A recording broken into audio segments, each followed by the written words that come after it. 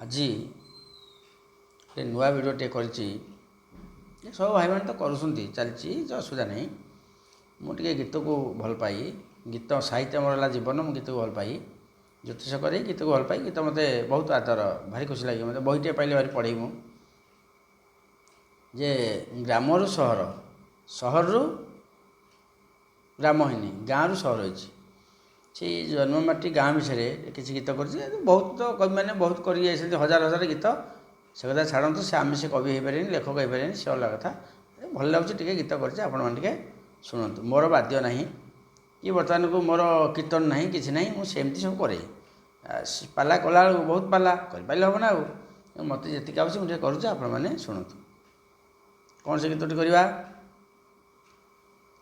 ସତରେ ଯେ ଗ୍ରାମରେ ଭାଇ ବହୁ ଜମି ବାଡ଼ି ତ ନାହିଁ, କିମ୍ବଦନ୍ତୀ କିଏ କେତେ ଝାଡ଼ିଛନ୍ତି, ସେ କଥା କହିବ କିଏ ବା ଚିନ୍ତି, କିଏ ବା ଚିନ୍ତି।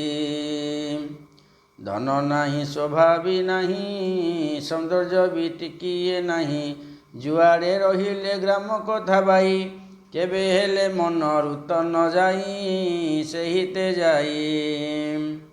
ଗାଁ ମୁଣ୍ଡେ ଯେଉଁ ପୋଖରୀ, କିଏ ତାକୁ ହୋଇବ ସରି, ସାଙ୍ଗସାଥି ମିଶି କଇଁ ତୋଳିଥିଲୁ, ସାଙ୍ଗସାଥି ମିଶି କଇଁ ତୋଳୁଥିଲୁ, ଆଉ ସେ କଥା ତ ମନରେ ନାହିଁ, ମନରେ ନାହିଁ।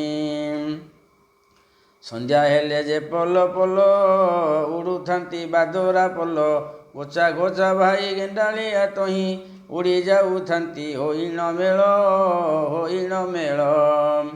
ଗାଁରେ ଜମିବାଡ଼ି ବହୁତ ନଥାଉ, ଗାଁରେ କିଛି ନଥାଉ, ଧନ ନଥାଉ, ସୌନ୍ଦର୍ଯ୍ୟ ନଥାଉ, ଆଲୋକୀକରଣ ନଥାଉ, କିଛି ବି ନଥାଉ, ଗାଁର ପରିବେଶ ଅଲଗା।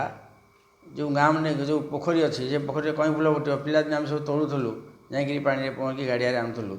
ଆଉ ସେ ସାଙ୍ଗ ନାହାନ୍ତି କି, ସେ ଫୁଲ ଅଛି, ସାଙ୍ଗ ନାହାନ୍ତି କି, ସମୟ ଆଉ ନାହିଁ। ସନ୍ଧ୍ୟାବେଳ ହେଲେ ସବୁ ଆମର ଗେଣ୍ଡାଳିଆ ଏବେ ବି ଅଛି, ଉଡ଼ୁଛନ୍ତି। ସବୁ ଗାଁ ନିଶ୍ଚିନ୍ତ ହେଇନି, ଉଡ଼ୁଛନ୍ତି। ଗାଁ ପରିବେଶ ବହୁତ ଭଲ। ସେଇ ବିଷୟରେ ମୁଁ ଗୋଟେ ଗୀତ କରୁଛି, ଆପଣମାନେ ଟିକେ ଶୁଣନ୍ତୁ। ମୁଁ ଦେଖିବା ପରବର୍ତ୍ତୀ